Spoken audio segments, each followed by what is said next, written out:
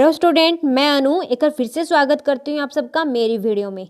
आज के लेक्चर में हम टाइप ऑफ एक फॉरेन एक्सचेंज रेट पढ़ेंगे। अगर हम बात करें टाइप्स की तो हमारे पास कितने टाइप के हैं फॉरेन एक्सचेंज?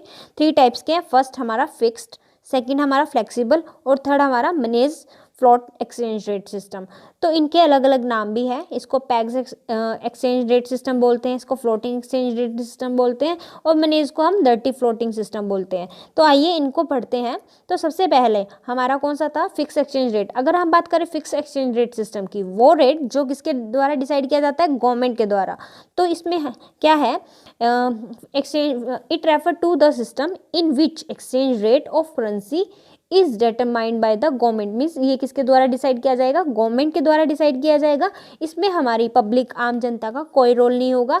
तो गवर्नमेंट ही डिसाइड करके देगी कि इसके अंदर क्या रेट रहने वाला है। तो the basic purpose of this adopting system, इसका मेन जो पर्पज है अडॉप्ट करने का इस सिस्टम का, वो क्या है? इंश्योर करना स्टेबिलिटी को बनाए रखने के लिए और साथ में इन फॉरेन ट्रेड के अंदर और कैपिटल मूवमेंट के लिए भी इसको अडॉप्ट किया गया था। तो मेन रीजन इसका क्या है? स्टेबिलिटी को स्टेबल रखने के लिए और कैपिटल मूवमेंट को प्रॉपर रखने के लिए इसको अपनाया गया था, फिक्स एक्सचेंज रेट सिस्टम को। अब नेक्स्ट जो हमारा रेट है वो क्या है? हमारा फ्लेक्सिबल एक्सचेंज रेट सिस्टम। उसको हम फ्लोटिंग एक्सचेंज रेट सिस्टम भी बोलते हैं। फ्लोटिंग मीन्स यानी जो फ्लेक्सिबल भी क्या होता है इसका मीनिंग? जो फ्लक्चुएट करता रहेगा, अप एंड डाउन होता रहेगा according to demand and supply के अकॉर्डिंग। तो इस सिस्टम को हम फ्लेक्सिबल एक्सचेंज रेट सिस्टम और फ्लोटिंग एक्सचेंज रेट सिस्टम बोलते हैं। क्यों बोलते हैं? It is said to be flexible and floating if there is a free focus of demand and supply of foreign exchange market determine it value। Means freely मतलब कि demand and supply के basis पर इसकी market value decide की जाती है। तो इसमें गवर्नमेंट का कोई रोल नहीं होता, कोई भी इंटरवेंशन नहीं रहेगी गवर्नमेंट का, और it lead to be speculation and does not ensure stability. और इसका बिल्कुल भी मीनिंग नहीं है कि वो स्टेबल बनाए रखने के लिए, ये फ्लक्चुएट रहता रहेगा, इसीलिए इसके अंदर स्टेबिलिटी का तो कोई नेम ही नहीं है। तो ये था हमारा सेकंड सिस्टम। और अब आता है हमारा थर्ड सिस्टम जिसका नाम है मैनेज्ड और डर्टी एक्सचेंज रेट सिस्टम। इस सिस्टम में मीन्स ये दोनों क्या है? ये दोनों का मिक्सचर है। किसका? हमारे फिक्स और फ्लेक्सिबल एक्सचेंज रेट सिस्टम का। तो इस सिस्टम में क्या होता है? The exchange rate is determine the market forces. ये डिटरमाइन तो किया जाता है मार्केट फोर्सेज के द्वारा, but it value is maintained with in the specific range as per the need of economy. Means ये क्या कि इसकी एक रेंज तक तो ये मार्केट फोर्सेस के द्वारा डिसाइड किया जाएगा, बट उस रेंज से ऊपर चला जाए या नीचे चला जाए तो वो उसमें आरबीआई आके या सेंट्रल बैंक आके इंटरफेयर करेगा। तो इसको तभी कहा जाता है ये मैनेज एक्सचेंज रेट सिस्टम है। ये मिक्सचर है, मीन्स हाइब्रिड है, किसका? कॉम्बिनेशन है किसका? फिक्स और फ्लेक्सिबल एक्सचेंज रेट सिस्टम का।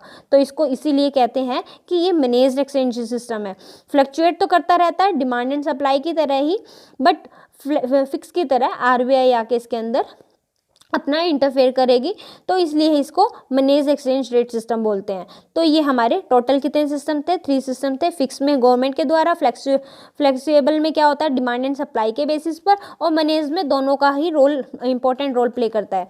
तो ये 3 सिस्टम थे हमारे। तो ये 3 सिस्टम हो गए। अब नेक्स्ट आते हैं हम, जो मूवमेंट है वो एक्सचेंज रेट के अंदर आर नोन एज उसको हम डिवैल्यूएशन, डेप्रिसिएशन मीन्स क्या हुआ? फॉल हुआ। डेप्रिसिएशन और डिवैल्यूएशन का मीन्स दोनों में हमारी जो एक्सचेंज रेट की वैल्यू क्या होती है? गिरती है। और रिवैल्यूएशन और एप्रिसिएशन, उसमें दोनों में क्या होता है? हमारी एक्सचेंज रेट की वैल्यू क्या होती है? राइज होती है। तो इसके अंदर हम मूवमेंट की बात करें तो हमारी उसके अंदर इकोनॉमी में 2 तरह के मूवमेंट होते हैं। एक तो क्या होता है? राइज होता है, और एक क्या होता है?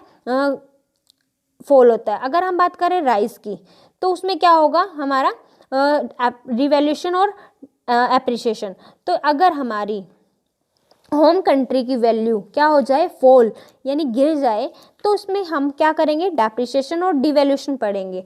अगर हमारी होम करेंसी की वैल्यू क्या हो जाए?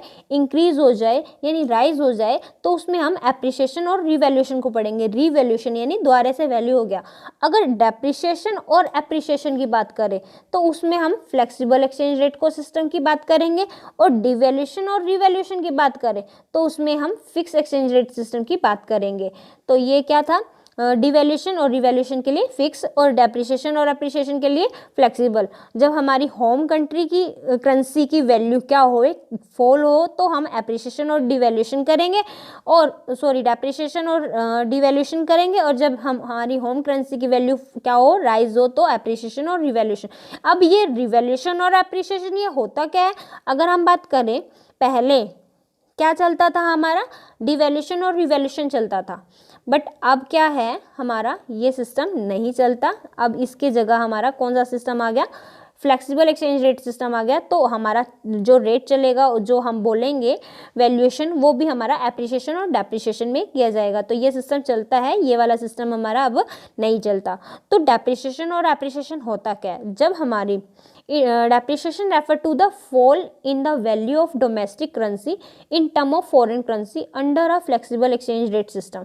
मीन्स क्या हुआ, depreciation का मतलब क्या है, जब हमारी वैल्यू डोमेस्टिक करेंसी की वैल्यू क्या हो जाए, फॉल हो जाए, किसकी टर्म में, फॉरेन करेंसी की टर्म में, तो उसको हम फ्लेक्सिबल एक्सचेंज रेट सिस्टम बोलते हैं। और एप्रिसिएशन में क्या होगा, जब इंक्रीज हो जाए वैल्यू किसकी, डोमेस्टिक करेंसी की, in term of foreign exchange के अंदर under a flexible exchange rate system is known as a depreciation. तो डेप्रिसिएशन में क्या हुआ, फॉल हुई, और एप्रिसिएशन में क्या हुई है, हमारी राइज हुई। तो ये क्या था, हमारा डेप्रिसिएशन और एप्रिसिएशन। इसी तरह डिवैल्यूएशन और रिवैल्यूएशन भी यही होता है। डिवैल्यूएशन में क्या होगा, refer to the fall in value, मतलब कि फॉल होगी वैल्यू, और इसमें सॉरी रिवैल्यूएशन में क्या होगी, हमारी इंक्रीज होगी। तो इसमें क्या होता है, डिवैल्यूएशन में it refer to decrease in value of domestic currency by the government के द्वारा, और रिवैल्यूएशन में it refer to the increase in value of domestic currency by the government. तो वो क्या हुआ, रिवैल्यूएशन और डिवैल्यूएशन। जो हमारा ये सिस्टम अब नहीं चलता, अब हमारा सिस्टम कौन सा चलता है, एप्रिसिएशन और डेप्रिसिएशन का। तो हमारे एग्जाम के पॉइंट ऑफ व्यू से एप्रिसिएशन और डेप्रिसिएशन दोनों इंपॉर्टेंट है।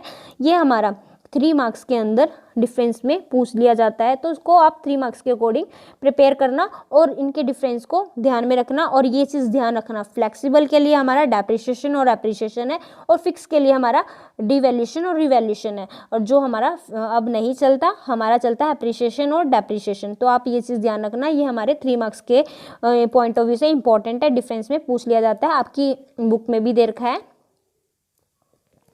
ये देखिए डेप्रिसिएशन, एप्रिसिएशन और डेप्रिसिएशन का दे रखा है। It is a situation fall in exchange rate, मतलब कि आप ये चीज़ ध्यान रखना, हमारी होम करेंसी की वैल्यू बढ़ती है पर एक्सचेंज रेट क्या हो जाता है, फॉल हो जाता है। तो इस चीज़ में आप कंफ्यूज मत होना, यहाँ पर लेस रुपीज़ की जरूरत पड़ेगी हमें यूएस डॉलर परचेज करने के लिए। क्यों, क्योंकि हमारी होम करेंसी की वैल्यू क्या होगी है, इंक्रीज हो गई है। तो ये चीज़ आप ध्यान रखना, इसमें आप कंफ्यूज मत होना। और कॉज क्या है, इंक्रीज हो जाएगी सप्लाई किसकी, फॉरेन एक्सचेंज की, और डिक्रीज हो जाएगी डिमांड किसकी, फॉरेन एक्सचेंज की। तो इसका एग्जांपल जैसे कि पहले यूएसए डॉलर कितना था, 60 रुपये का मिलता था, 2 यूएसए डॉलर कितने का हो गया, 50। तो एक्सचेंज रेट क्या हो गया, हमारा फॉल हो गया फ्रॉम इससे। तो ये चीज़ आप कंफ्यूज मत होना, यहाँ पर फॉल आया हुआ है, और मैंने आपको वहाँ बताया कि होम करेंसी की एप्रिसिएशन में वैल्यू बढ़ती है, तो यानी होम करेंसी की वैल्यू बढ़ गई है, हम उसको ज़्यादा इंपॉर्टेंस देने गए हैं। तो ये चीज़ आप इस चीज़ में पजल मत होना, यहाँ पर हमें लेस रुपये की जरूरत पड़ेगी। पहले 60 रुपये देने पड़ रहे थे 1 डॉलर को परचेज करने के लिए, बट अब हम कितने रुपये दे रहे हैं, 50 रुपये। तो हमें अब लेस अमाउंट देना पड़ेगा, यानी 50 रुपये देने पड़ेंगे, तो 10 रुपये हमारे बच रहे हैं। तो इससे क्या हुई, हमारी होम करेंसी की वैल्यू बढ़ गई है। और डेप्रिसिएशन में क्या होता है, ये वो सिचुएशन है जिसमें हमारा राइज हो जाता है, एक्सचेंज रेट बढ़ जाता है, और मोर मनी की जरूरत पड़ेगी हमें 1 यूएसए डॉलर को खरीदने के लिए। और क्या कारण है, इसमें इंक्रीज हो जाता है डिमांड फॉरेन एक्सचेंज की, और डिक्रीज हो जाती है सप्लाई किसकी, फॉरेन एक्सचेंज की। इसका एग्जांपल वही, यूएसए डॉलर पहले कितने में परचेज कर रहे थे, 60 रुपये में, और अब हमें कितने में परचेज करना पड़ रहा है, 70 रुपये में। तो हमें ज़्यादा रुपए की 10 रुपये यानी एक्स्ट्रा पे करने पड़ रहे हैं, किसके लिए, 1 यूएसए डॉलर को परचेज करने के लिए। तो यहाँ पर एक्सचेंज रेट की वैल्यू तो बढ़ गई है, बट होम करेंसी की वैल्यू क्या हो गई है, हमारी गिर गई है। तो ये हुई हमारी डेप्रिसिएशन और एप्रिसिएशन। तो ये हमारे 3 मार्क्स के अकॉर्डिंग इम्पोर्टेंट है, आप इसको अच्छे से कर लेना। और अगर आपको कुछ कोई दिक्कत हो तो आप कमेंट बॉक्स करके पूछ सकते हैं। आज के लेक्चर में बस इतना ही। नेक्स्ट टॉपिक नेक्स्ट लेक्चर में करेंगे। आई होप आपको क्लियर हो गया होगा। अगर आपको मेरी वीडियो अच्छी लगी तो प्लीज़ लाइक शेयर सब्सक्राइब जरूर करना, साथ में बेल आइकन जरूर प्रेस करना ताकि आगे आने वाली वीडियो की नोटिफिकेशन आपको टाइम टू टाइम मिल सके। Thank you, have a nice day.